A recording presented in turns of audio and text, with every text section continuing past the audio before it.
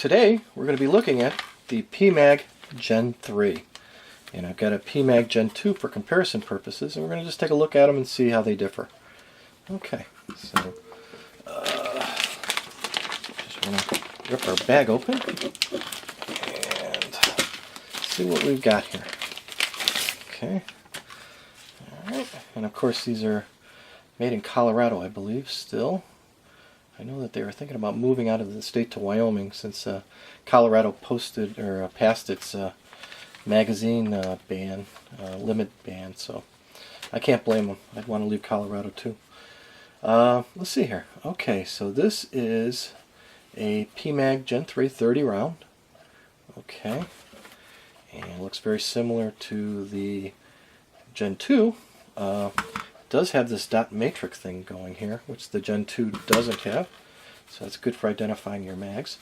My Gen 2 did not come with the cover, and the color of the follower is different.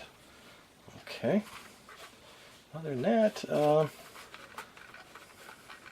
this seems like it's a little stiffer plastic too, a little more give in it, a little less give in it than the Gen 2.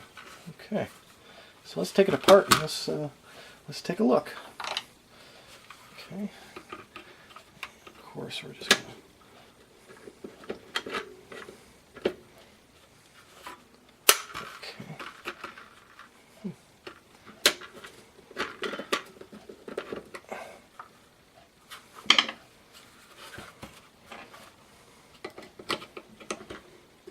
There we go. Okay. I wasn't going down deep enough on the spring. Okay, there we go.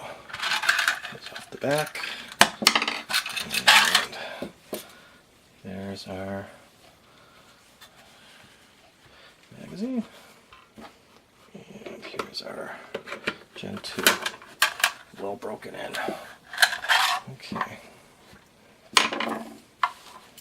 So, the spring's a little bit longer in the Gen 3 than in the Gen 2. And of course the followers are a different color. Followers are identical for all intents and purposes, as you can see. Just this a little, well, it's a little shorter on this side for the Gen 3, and that's about it. There's also some built-in lip here. I guess that's like a limiting lip or a seating lip for the base, so that's kind of interesting. The base plate is actually very much different. The spring base is actually very much different than the follower. Okay,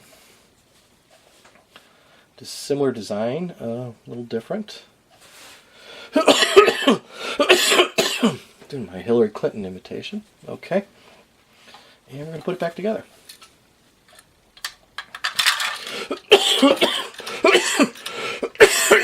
Excuse me, I've been getting over a little case of bronchitis lately.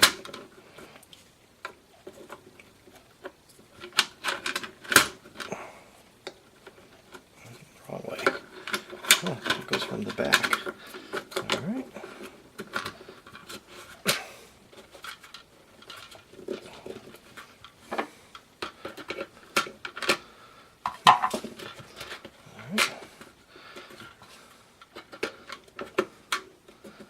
A little harder to put together. There we go. Okay. It's all seated and everything seems to be okay. These Gen 2s come apart like a dream. It's just, that's right.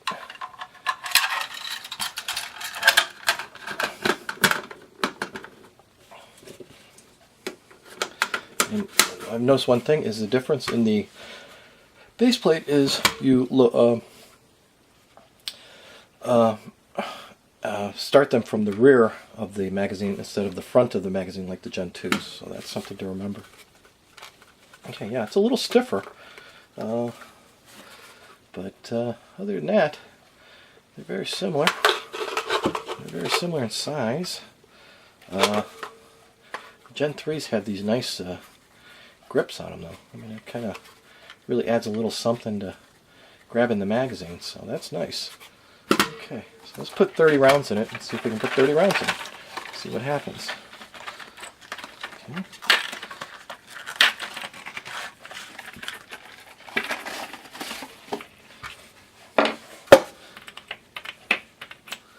And these are just Perfected 2.3 we got at Walmart. So standard ammunition.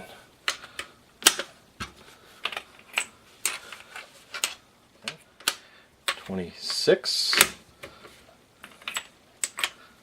27, 28, 29, and 30.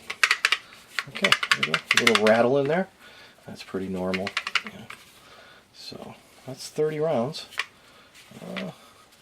Can't go wrong with a Pmag, as we all know. I mean, that's pretty much the industry standard. So, I mean, I'd be very shocked if anything bad turns out with these things. I mean, they've been around forever and very, very popular. Okay, we're back and we're gonna see what happens by putting our magazine in our rifle and see what happens. We've had a couple of failures. I've been doing a couple of filming of other magazines today, and our Hex Mag failed, and our Amend 2 Mag failed too.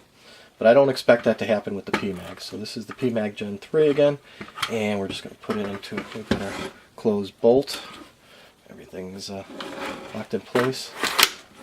Goes in easily, locked right up. Okay, falls free.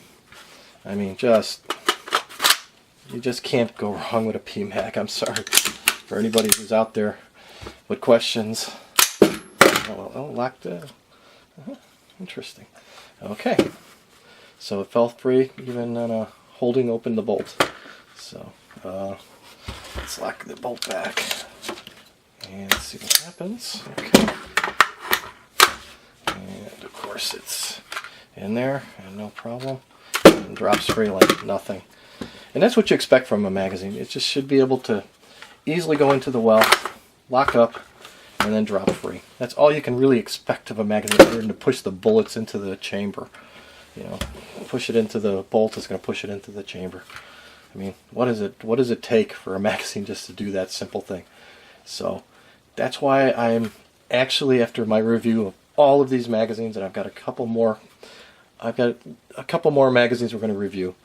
And after all of this, I'm going to have to say that the Pmags are undeniably the most reliable, and probably just as good are the Lancer L5s. I'm going to give them a shout out. That they're just fantastic magazines. Those seem to be the two best magazines so far that I've